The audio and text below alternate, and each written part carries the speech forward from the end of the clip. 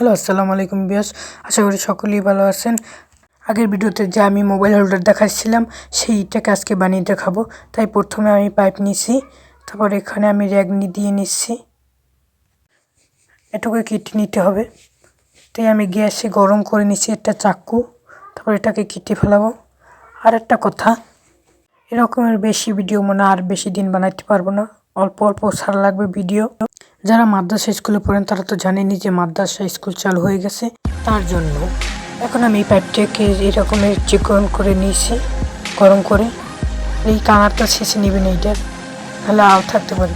আর এই রকমের মার্জিন নিয়ে দুটোকে ফুটো করে নিতে হবে। তাই আমি স্ক্রু ড্রাইভার নিয়েছি, কারণ আমি তো গরিব। তারপর এই দুটোকে ওইটার নিচে এটার মাপ নিতে হবে, ফুটো করে এটাকেও ফুটো করতে হবে।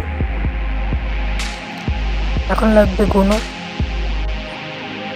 এই গুঁড়ো দিয়ে এই দুটোটাকে বেঁধে ফেলবো শক্ত করে রাখলে।